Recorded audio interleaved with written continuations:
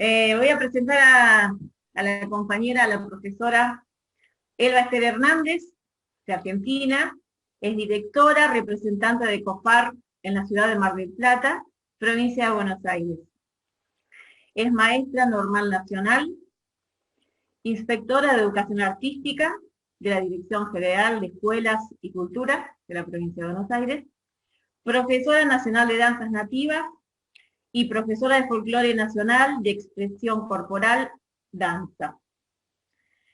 La ponencia de la profesora Hernández, el nombre de la ponencia es Folclore, Educación y Danza. Con ustedes, Bueno. la profesora.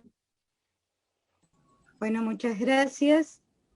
¿Se escucha? ¿Se escucha bien? ¿Se Sí, escucha? sí. ¿Sí? Bueno. Está bien, Elba. Buenas tardes a todos. Voy a revisar algo de los profesorados. Soy profesora de danzas nativas y folclore y profesora nacional de expresión corporal. O sea, dos actividades distintas que se mezclaron cuando lo comentaste. Mi tema específico es el folclore, la educación y la danza. Y más allá de todos los títulos que tengo, he sido por sobre todas las cosas docente. O sea que me ubico en ese ángulo y todo lo que he hecho me ha producido muchísimo placer, lo he hecho con mucho placer y siempre investigando cómo mejorarlo, cómo hacerlo cada día un poco más interesante, cómo abordar la educación desde todos los ángulos, ya que me fui maestra de grado también, y hacer que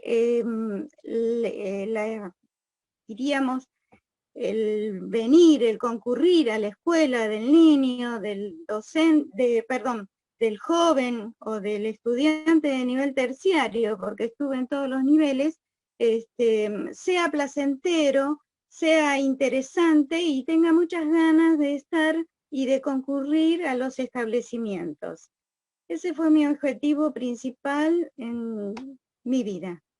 Voy a empezar por la conceptualización de folclore, pero no me voy a basar en distintos marcos teóricos porque aún estamos discutiendo los marcos teóricos y estamos discutiendo qué es y qué no es. Y bueno, en varias ponencias que se hicieron en otras oportunidades, se estuvo hablando de este tema. Entonces yo lo voy a definir como algo muy especial, que creo que comenzó cuando el hombre ya habitó en estas tierras, en todas las tierras, y fue gestando su forma de vida, la construcción que fue haciendo de su hábitat, la construcción que fue haciendo de su comunicación, fue determinando esos saberes que se fueron entrecruzando y se fueron cada vez en un acrecentamiento cada vez mayor, lo fue definiendo como tal y comenzó a determinar su identidad. Lo fue diferenciando del otro y entonces comenzaron a aparecer estas regionalizaciones, o sea, aquella región, esta región y características de cada una de ellas. Por lo tanto, el hombre fue identificándose y fue trayendo de sus saberes anteriores y los saberes propios in situ, fueron creciendo, enriqueciéndose, dinamizándose y cada vez se fue formando este conocimiento cultural folclórico que hoy lo tenemos, que es vigente, que podríamos decir que es todo aquello que es tangible e intangible, o sea que tomo los dos postulados y que justamente se van transmitiendo, no diríamos solamente de generación en generación, porque va variando y se va, como dije recién, dinamizando. Lo sí importante es que nos va gestando una identidad y que va formando nuestra personalidad, por la cual vamos logrando cierta empatía con el otro y vamos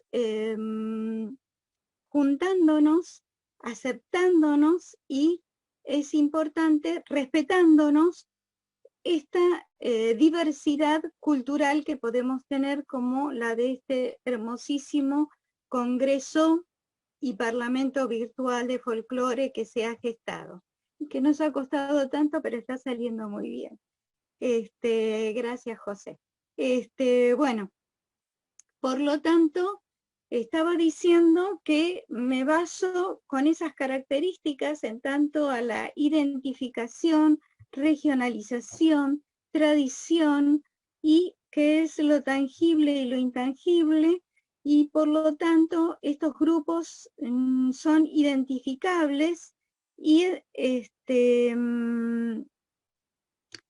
determina una forma de construcción de nuestra vida y de nuestra personalidad.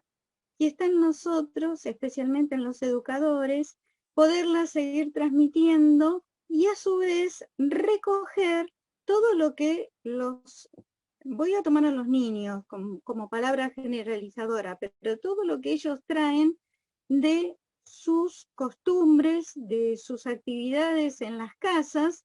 Muchas veces es interesante que el educador pueda rescatar todas estas características que son cotidianas y que a veces uno no las tiene en cuenta, pero sí hay que observarlas y tomarlas y enriquecerse de ellas.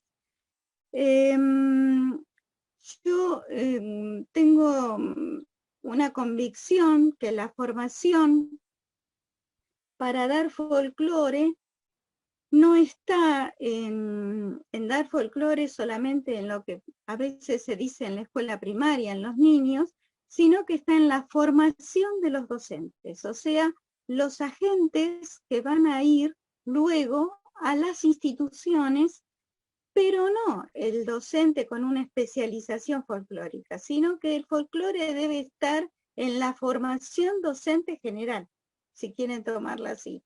O sea que en las instituciones de formadores debe existir el folclore, y el folclore tiene que ser un eje transversal, como ya dijo otra compañera, Marian, en otra exposición, que tiene que ser transversal, y ella dio toda su ponencia con esas características.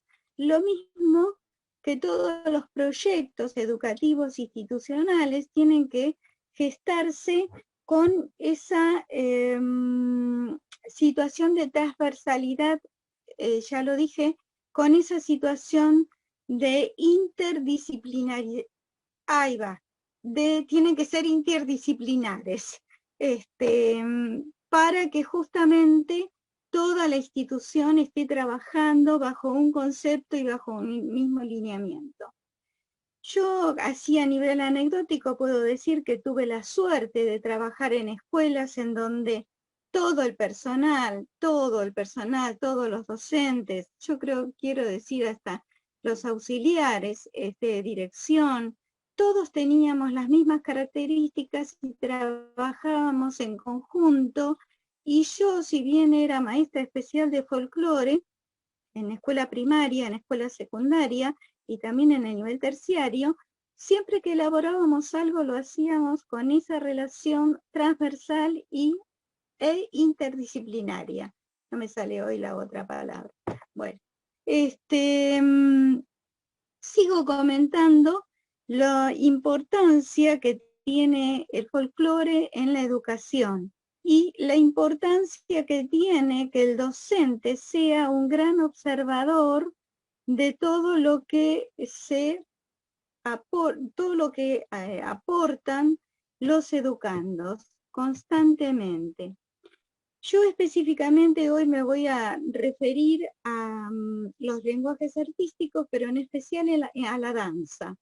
Es una de mis especialidades, pero no significa que dejo de lado todo diríamos, el bagaje que forma las características que están insertas en nuestro folclore. se dieron muchas ponencias con esas características y estoy totalmente de acuerdo con este enfoque. Ahora me voy a dedicar especialmente a lo que son los lenguajes artísticos y voy a decir que en la provincia de Buenos Aires, no toda en la República Argentina, pero en la provincia de Buenos Aires existen 4 lenguajes artísticos desde hace bastante tiempo, que son la música, la plástica, danza y teatro. Las 2 primeras, diríamos que hasta por tradición, son elegidas en las instituciones.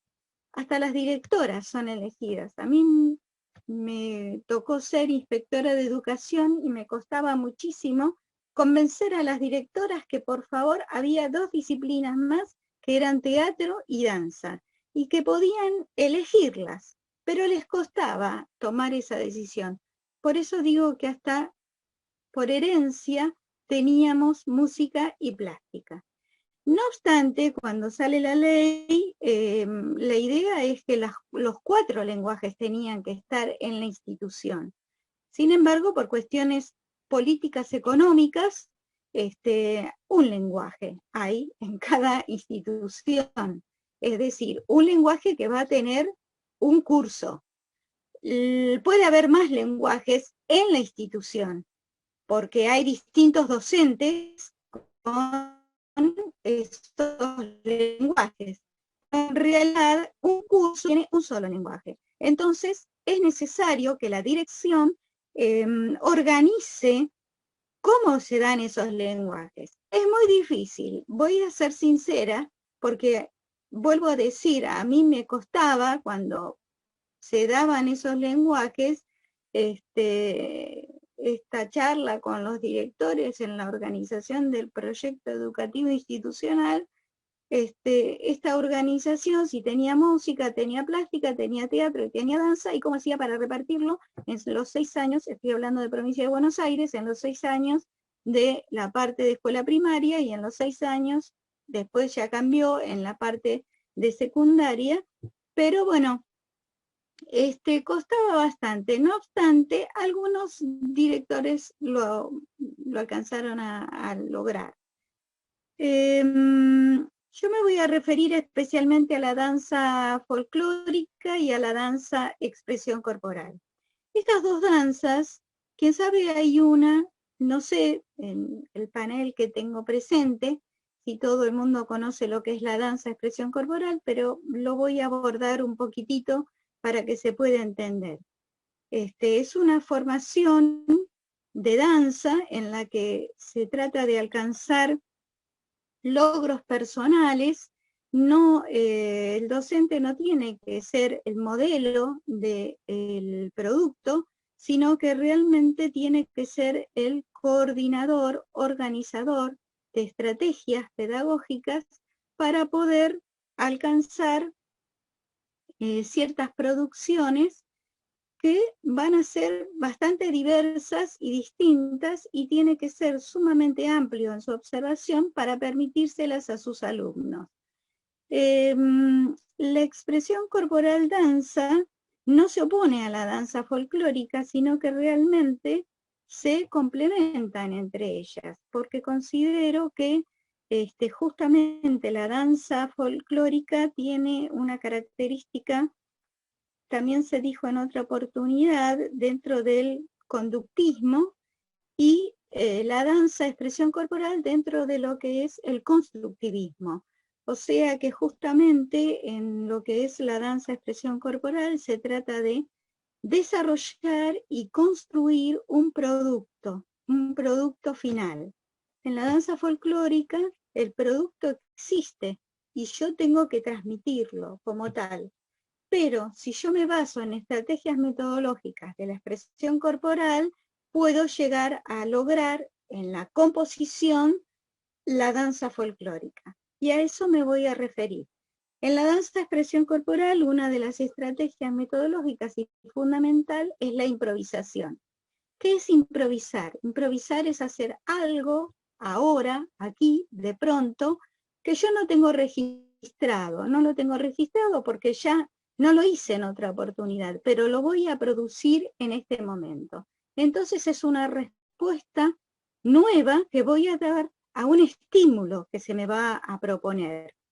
No es hacer lo que quiero y cuando quiero, sino que realmente el docente tiene que estar preparado para ir desarrollando esta estrategia metodológica, estas estrategias de producción, para que el alumno alcance su síntesis o producto.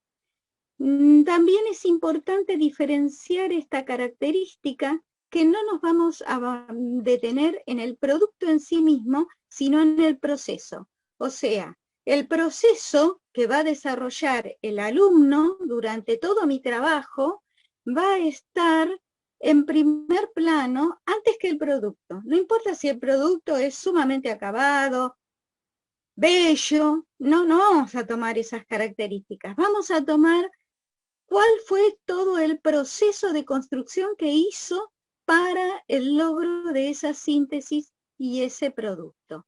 El producto siempre va a ser valorado. Eso es lo más importante. En la improvisación hay que tener en cuenta 3 características: la concentración, la adaptación y la producción. Es decir, no puedo improvisar si no me concentro, no puedo hacer nada si no estoy concentrado, si no me entrego a un estímulo. El estímulo puede ser un estímulo musical, puede ser un estímulo, un refrán, como recién estuvimos viendo, una leyenda, un cuento, un elemento, una vasija, un mate. Podríamos nombrar miles. Y cada estímulo me va a dar una forma de reaccionar. Es el docente el que va a ir indicando y dando pautas, consignas claras, determinantes, para que el alumno pueda ir caminando en ese proceso y construyendo. Por lo tanto, se va a ir adaptando y va a lograr luego, cuando ya está en él y aparece esto que llamamos creación, la creatividad, va a aparecer su expresión interna, porque la creatividad no es de afuera, la creatividad es interna y hacia el exterior. Entonces voy a ir pautando para que el alumno aparezca esa creación y la pueda, diríamos, armar y postear en lo que es su producto, su síntesis. Entonces, en esa síntesis es cuando él logra encontrarse a sí mismo, en donde pudo hacer algo, pero obvio, todo está basado en las estrategias en que se van desarrollando. Este trabajo de improvisación lo tenemos que tener muy en cuenta con el fenómeno vincular triádico, que es el que está formado por el alumno, el docente y el producto a enseñar. En este caso, los 3 forman este vínculo triádico vincular. ¿Y qué se tiene que producir entre el docente y el alumno? Una sintonía, es decir, tengo que entrar en sintonía desde mi trabajo para que el alumno capte y estemos los dos en la misma sintonía. Así puede aparecer ese producto y todo este proceso que estuve comentando recién. Esta sintonía que estamos hablando va a determinar que yo pueda trabajar la idea, la emoción y la forma. O sea, la forma sería el producto. Estos productos generalmente, vuelvo a decir, son de una movilización interna muy importante y que nos identifica con nosotros mismos y va desarrollando nuestra personalidad. Nos va alimentando, va atravesando emociones, sensaciones, sentimientos en los que yo tengo y desarrollo mi placer, el placer de hacer aquí y ahora. Ningún docente podría dar estas actividades si no las vivió, si no las hizo, si no transitó. Entonces, por eso estoy hablando del docente, de los formadores, o sea, el docente que va a ir luego a las instituciones. Tiene que haberlas vivido para poder saber qué se siente, qué se percibe, qué son los espacios emocionales que se abren en mí. Si esto yo no lo transito, no lo vivo, no es muy difícil darlo teóricamente. Yo diría que es imposible. Yo puedo hablar así porque lo transité y mis alumnos pueden hablar y hablar de un lenguaje en el cual tenemos los mismos códigos porque lo transitamos también. Este trabajo de improvisación que comentaba, que era formar la idea, la emoción y la forma para hacer ese producto final, podría ser una improvisación libre, así lo llamamos, o una improvisación estructurada o pautada. ¿Qué diferencia tiene una con la otra? Una es que comienzo, voy desarrollando los pasos, como lo dije recién, y cierro con el producto. A veces quiero trabajos más desarrollados, quiero trabajos con una producción más acabada, y entonces voy desarrollando varias improvisaciones, una, otra y otra, las que necesite para llegar a ese producto final que tiene una potencia mucho más interesante. Para dar un ejemplo, puedo empezar a trabajar desde el individual, después puedo trabajar desde la pareja, o sea, lo compartido, lo comunicacional, y luego puedo trabajar desde lo grupal, o sea, comenzamos a trabajar la misma temática que vengo desarrollando, pero desde trabajos en grupo. Pueden ser grupos o intragrupal, dentro de un mismo grupo, o intergrupal, o sea, con otro grupo y otro grupo. Bien, luego de este trabajo de improvisación, quería hacer este comentario porque nombré el conductismo y el constructivismo. Y dentro del conductismo, dentro de la improvisación dije que la concentración, la adaptación y la producción está armada para la improvisación. Pero Jean Piaget, cuando arma de la producción del aprendizaje, también utiliza estos términos: asimilación, acomodación y adaptación. O sea que yo necesito justamente trabajar las mismas pautas para construir desde lo que Piaget ya estableció, no estoy hablando de la improvisación, sino que estoy hablando de cualquier producto que hizo su proceso de aprendizaje. Ese aprendizaje tiene que haber pasado por estas tres instancias y así poder adaptarlo y poder hacer esto que llamamos la transposición didáctica, o sea que todo lo que yo he vivido y ya es un trabajo en el cual es mi producto, es mi trabajo, pero yo lo tengo que pasar, entonces hago una transposición didáctica y justamente de la única forma que esa transposición didáctica es fructífera, o sea que va a lograr los mismos alcances, diríamos, está asociado a, diríamos, el proceso interno personal y el proceso interno al cual yo voy a llevar al alumno.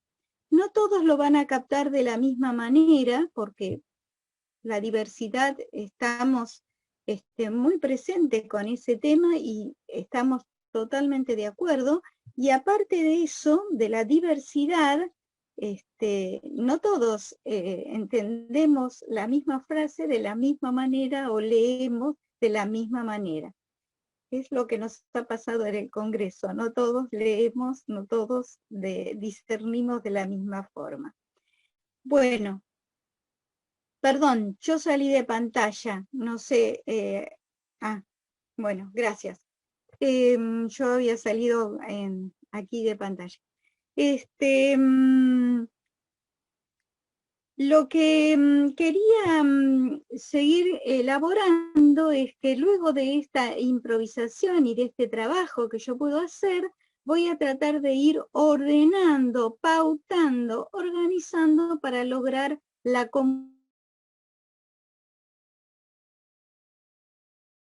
ordenando todos estos procesos que fui haciendo desde la improvisación para lograr esta transposición didáctica, pero desde la danza folclórica, en donde voy a hablar de una vuelta entera y voy a hablar de un giro o de un contragiro, pero más determinado. Ahora, vamos a dar un ejemplo, cómo me apoyo de una y paso a la otra. Por ejemplo, hay muchos elementos que podríamos utilizar, pero hay uno que yo di también, ya lo comenté y lo voy a tomar igual. Por ejemplo, en las escuelas tenemos sillas, siempre tenemos sillas, a veces no tenemos muchas cosas, pero sillas hay a veces. Y entonces tomamos sillas, ponemos sillas en un espacio más amplio y comenzamos a trabajar la vuelta hacia la derecha o la vuelta hacia la izquierda, trabajamos la lateralidad, hablamos de una vuelta o hablamos de un giro, un contragiro, ponemos dos sillas o desde la misma silla damos una vuelta entera más cerca, más lejos, y trabajamos la vuelta entera, la contravuelta, y así sucesivamente. Ayer también otra compañera habló del agua y de los distintos formas de trabajar con los pasos, zigzagueando, horizontal, vertical, golpeando, chasqueando. O sea, también utilizó un montón de elementos que aprovecho a utilizar porque fueron estrategias metodológicas para que luego yo pueda construir y armar una composición de la danza folclórica específicamente. Y entonces ahí me baso en donde yo ya viví lo que es la vuelta, yo ya viví como alumno, como docente, ya lo transpuse, o sea que ya sé lo que significa dar una vuelta entera, o qué significa dar una media vuelta, o una cuarta vuelta, o ponerme en un cuadrado imaginario, o ponerme en una mediana, o en los extremos de las diagonales, es decir, ponerme en distintas bases. Yo utilizo esa terminología, o hacer con los pies, apoyar de planta, apoyar de media punta, de taco, porque caminé por ese espacio 1000 veces en media punta, de planta, arrastré, levanté, salté, hice un montón de actividades y esas actividades las voy a trabajar con la danza folclórica. Específicamente, entonces, significa que la expresión corporal y la danza folclórica no se oponen, sino que justamente se interrelacionan, se trabajan en sí misma una con la otra, se entrecruzan. Y entonces yo comienzo mi trabajo con todo este desarrollo el trabajo de improvisación y dejo gustar, tener el placer, para después tener el placer en la danza folclórica también.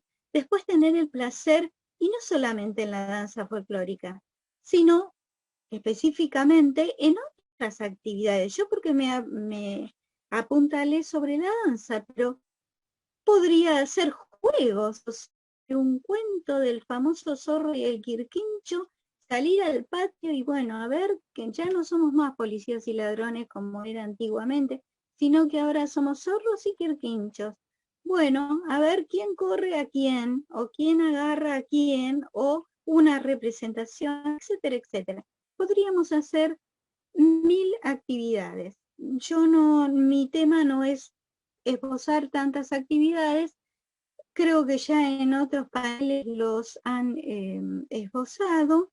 Yo solamente quería realmente mostrar que es necesario llevar al alumno por el placer, por el gusto, por las ganas, por tener ganas de ir a la escuela, por estar atento a ver qué pasa hoy, o hoy tengo que llevar esto, no sé, los pececitos del arroyo de la esquina de mi casa o del charco de mi casa, porque hoy vamos a hablar de este tema y va a generar 1000 preguntas, 1000 actividades sobre la flora y la fauna, sobre el árbol de la puerta de casa. José, yo tengo 2 tilos.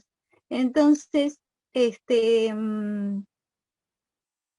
esto me va a llevar a realmente tener eso que necesita tanto la educación. Y voy a decir, porque no todo es tan lindo como yo lo estoy planteando, voy a decir que es bastante difícil y cada vez la educación prepara menos a estos docentes. Por eso sostengo, y quiero volverlo a decir, que creo que el docente debe estar absolutamente preparado, y no un docente especializado en folclore, sino un docente que va a dar todas las actividades, pero siempre le va a dar una connotación específica asociada a nuestro folclore.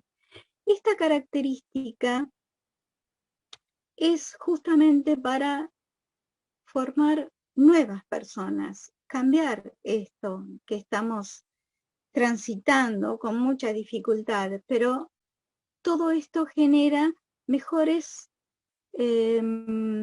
personas, como dije recién, nos va identificando a los grupos, nos va relacionando, nos va formando la personalidad, nos va desarrollando la forma de ver la vida de otra manera, de ver la naturaleza de otra manera y tener muchas ganas de ir a un lugar que está pautado y con ciertas características, diríamos, institucionales, pero que las podemos abordar si tenemos ganas de ir, si tenemos el disfrute de estar y si tenemos docentes que tengan ganas también de estar y de disfrutar con sus alumnos, ya sea en todos los niveles, y podamos formar, mantener nuestro acervo cultural, nuestras características, nuestra identidad, y a todos los que estamos aquí,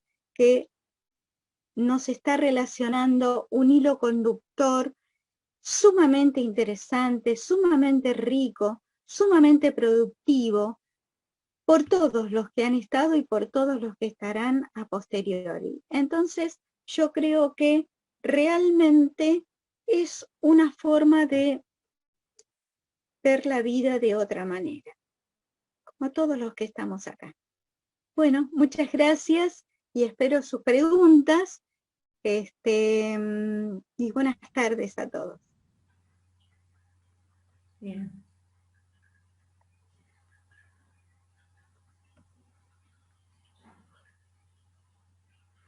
¿Preguntas? ¿Aclaraciones? Sí, Florencia.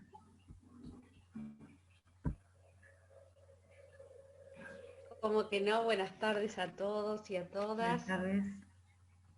Bueno, mis compañeras de pensamiento y de trayectoria, no sé, pregunta es seguir profundizando, ¿no?, en este pensamiento que un poco ayer escuché también, no sé si estará Marta Ruiz, que la vi un poquito más, bueno, lo que yo expuse anoche y lo que traes, algo de la formación del docente en general, ¿no? Que es interesante en oportunidades que he tenido como en alguna materia de terciario, esto de, bueno, mi especialidad es en expresión corporal y en danzas folclóricas, entonces introducirlos en ese bagaje.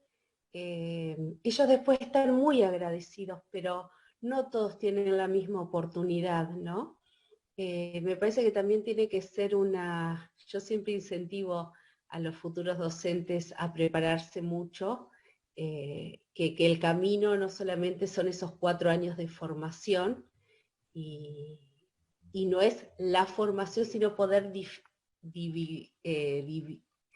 ¿cómo sería? Ser multiconocimiento, ¿no? Por otro lado, me encanta, yo adhiero a tu palabra en expresión, o digo, también a veces lo comparo con un jugador de fútbol. Esto de transitar la experiencia, puse, y luego, que también es importante, teorizar y analizar. Habla de un buen profesional, y es una manera luego de transmisión, especialmente porque estamos hablando de una línea docente, ¿no? Que luego tiene que ser un buen transmisor. Y bueno, y adhiero mucho a tu pensamiento. Parece que nos tiramos flores, pero bueno, no es así, sino que bueno, sigo esa misma línea, siempre para enriquecer.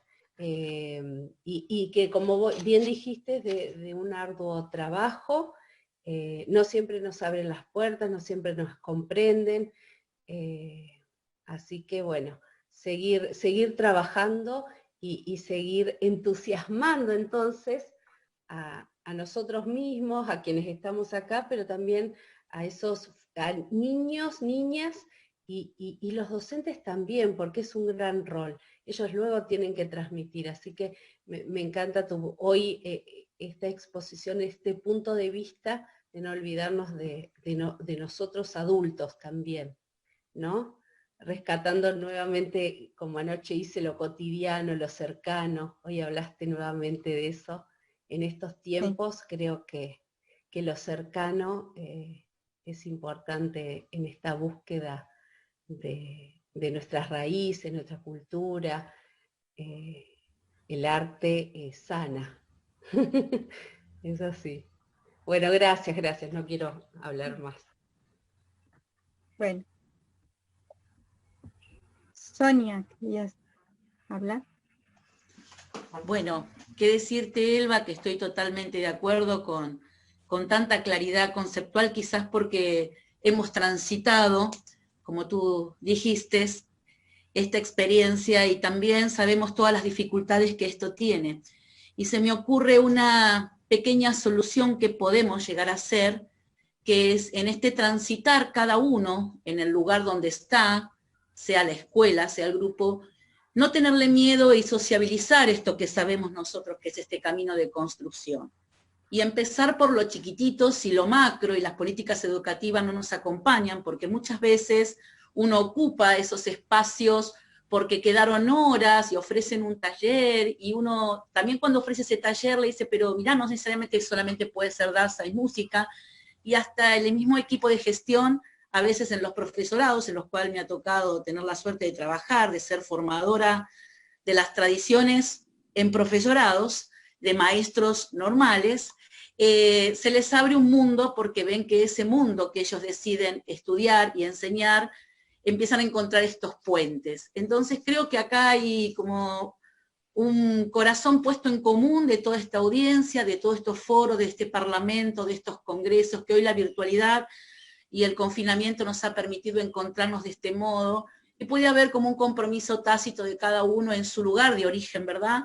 En su lugar de trabajo, en esas pequeñas 4 paredes, como alguna vez nos dije, producir estos grandes cambios. Y a veces la gente no los produce por desconocimiento. Entonces hoy tu claridad de explicar en este poder de síntesis muy bien logrado, de tantos conceptos tan amplios, es muy valioso, porque esto sí, cada uno podemos hacerlo y tomar el compromiso. Ya sabemos el estado de situación, sabemos lo complejo, sabemos lo difícil, sabemos que estamos solos, fui el último cargo histórico en danzas, cargo histórico, y fui complicación para eso, para las POF y las POFAs, porque eran horas, entonces sé de todo lo complicado que puede llegar a ser, y también lo sabes.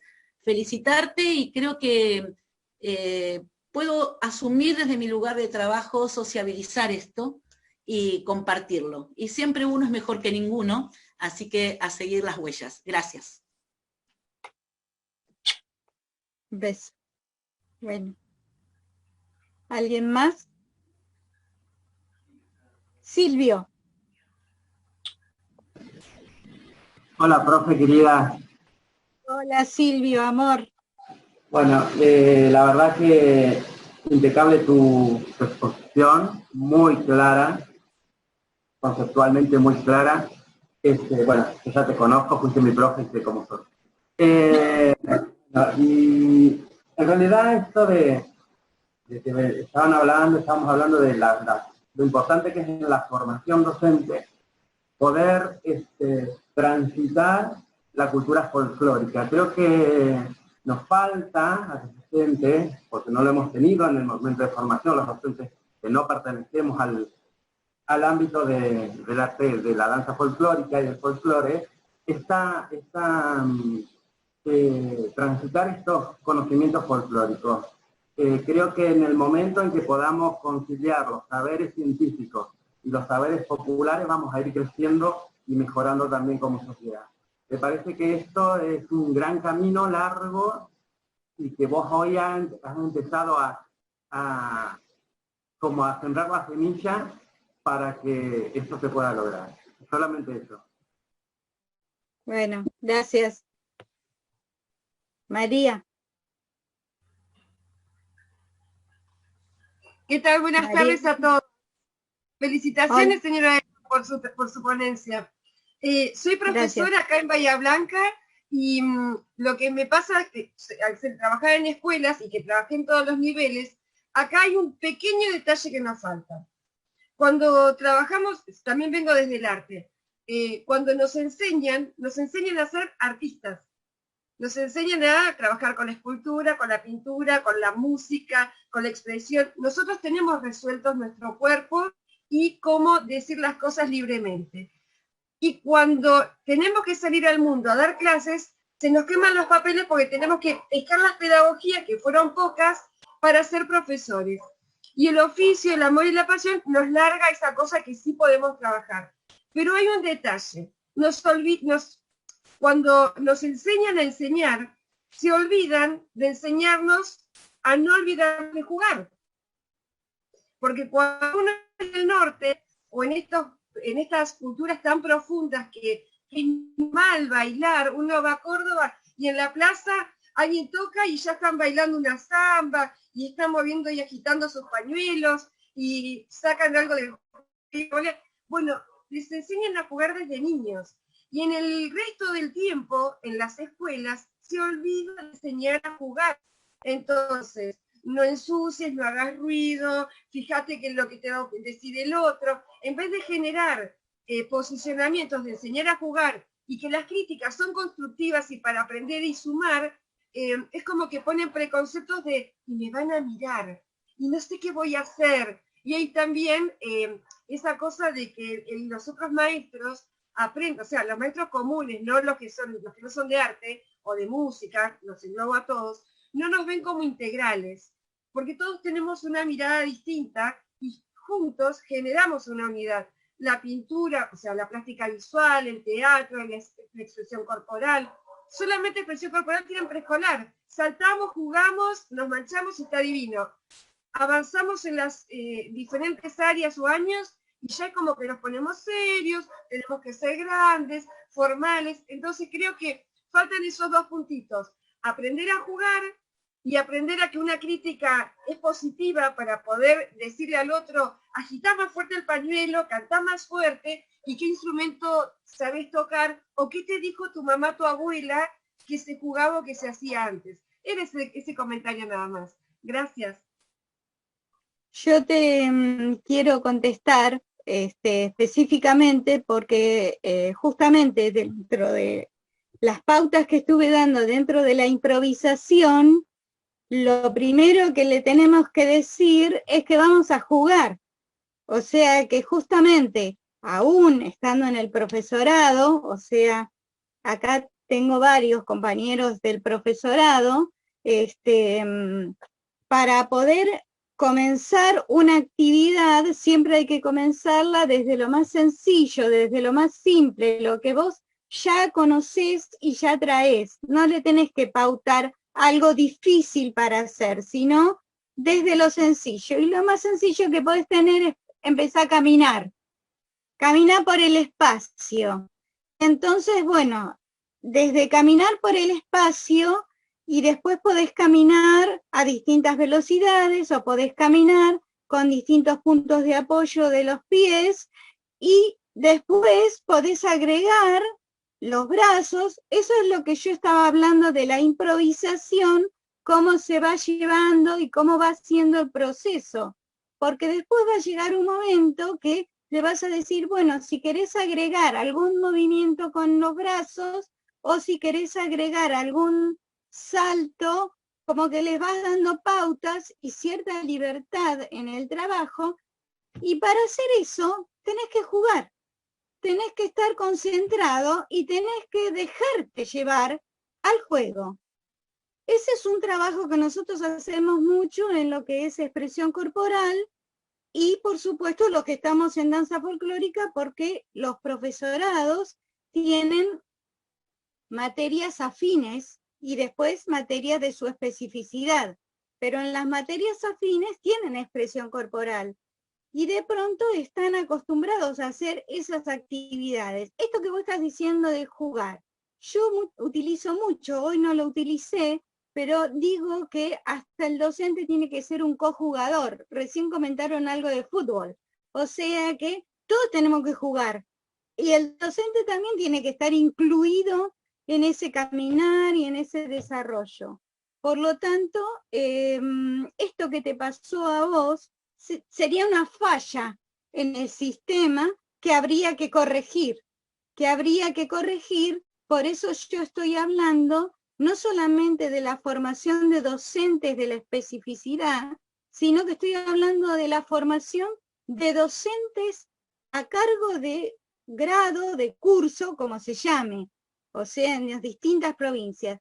Ese es el docente que tiene que saber todas estas cosas, porque justamente el placer no aparece solamente en la danza. El placer aparece porque hoy me estás contando algo de historia, y yo decía, pero es que me pasó, que si yo le decía a mis alumnos, cuando les hablaba de los realistas y de los criollos, que ellos podrían haber agarrado la silla y salían a pelear, y mira, con la silla contra los realistas, porque esa era mi pasión, y yo trataba de pasársela a mis alumnos, y ellos también lo escuchaban con pasión. Y entonces eso es lo que tiene que hacer un docente, realmente. Un docente de todas las disciplinas tiene que tener pasión a su actividad, y así va a lograr ese gusto y ese placer.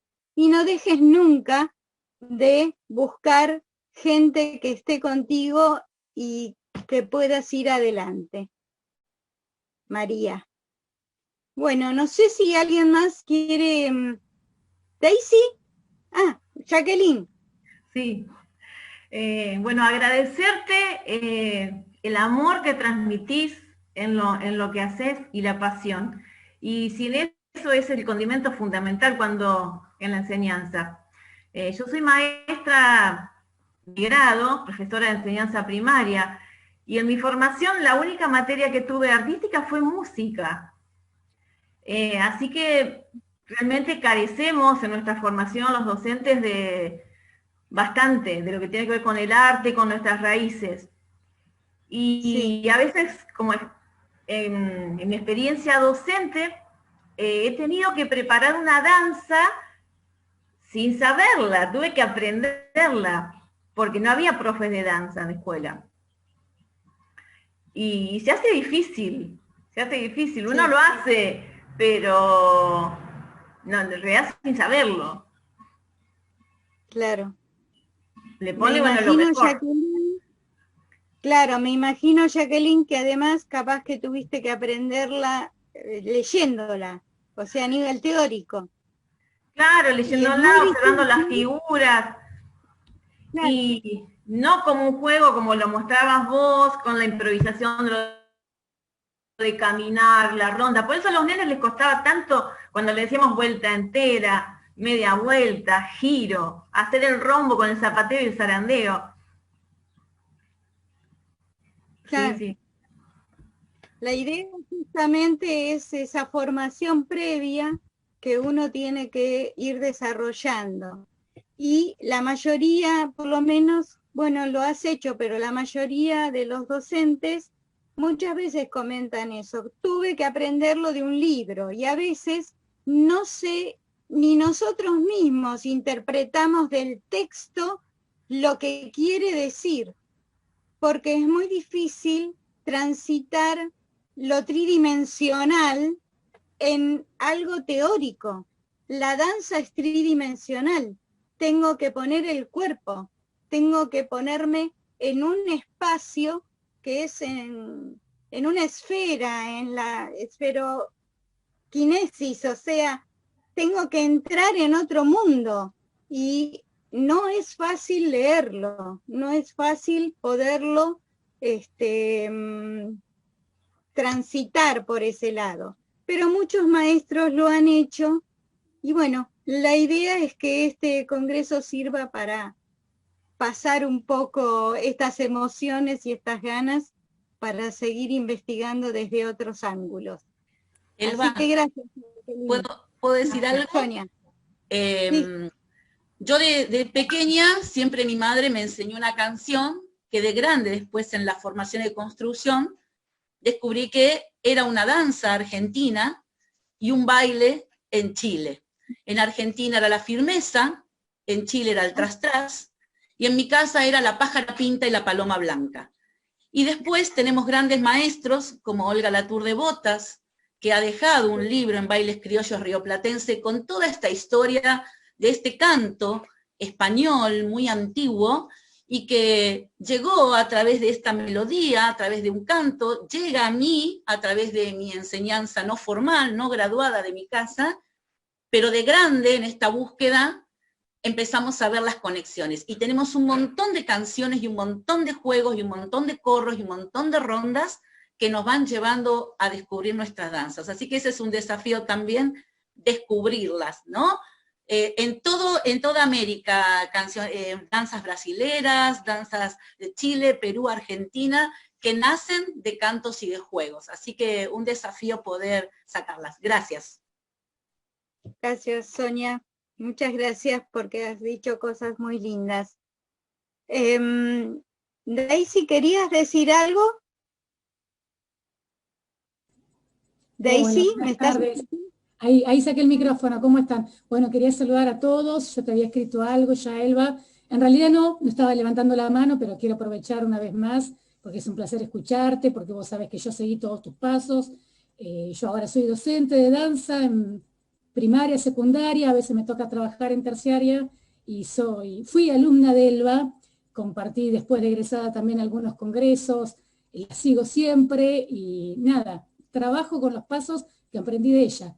Y es increíble como en este ratito volviste a refrescar un montón de emociones y llevarme a las clases de ese momento, que era una idea. Yo ya había aprendido algunas danzas de antes en grupos folclóricos y era muy divertido ver cómo a partir del juego, porque a veces hasta nos hacía salir del curso para preparar el aula, y entrábamos y éramos todos adultos porque era terciario, 18 para arriba, hacía mucho que habíamos dejado de jugar, y de repente entrábamos a seguir las indicaciones de ella, o también en el taller de expresión corporal, y era siempre divertido ver con qué iba a salir. Y si era próximo a una clase de danza, de la parte específica de danzas tradicionales, era, a ver, estos pasos que está dando o estas indicaciones del juego, ¿a qué danza va a llevar? No sé, para mí era muy divertido, y obviamente que después lo usé en mis clases y me dio un resultado precioso. Te lo agradezco siempre. Gracias. Un beso para vos también, Daisy. Muchas gracias por tus palabras. Sí, algo que no dije fueron los elementos, o sea, famosos de usar sombreros y enseñar el sombrerito, de usar pañuelos y Ponchos. enseñar el bailecito. Los ponchos para el pala a pala, los caminos de atrás para adelante que terminaban en el triunfo, los encuentros de espalda que terminaban en el triunfo de la guardia, era todo una caja de sorpresas. Fue muy lindo. Gracias. Bueno, me emociona a mí también. Fueron muchos años, Daisy, que han pasado. Y Sonia, mi primera alumna. O sea, muchos años. Muchas gracias. No sé si alguien quiere decir algo más, si estoy en horario. Me quedan 3 minutos. Sí. Bueno, ¿José? yo quería felicitarte, ¿no es cierto?, por esta exposición muy interesante, y además veo que has sembrado, ¿no? Has sembrado, y esa siembra, ¿no?, tiene sus frutos. Y yo creo que eso es el mejor, no solamente obsequio que nos estás dando a todos nosotros, sino el mejor ejemplo, porque se enseña con el ejemplo. Gracias. Gracias, José. Gracias. Sí, tengo aquí presente a muchos exalumnos, colegas, y que hoy, por supuesto, están trabajando, como comentaban ellos, y es una caricia al alma tenerlos y estar acá con ellos, que me han seguido. Los amo.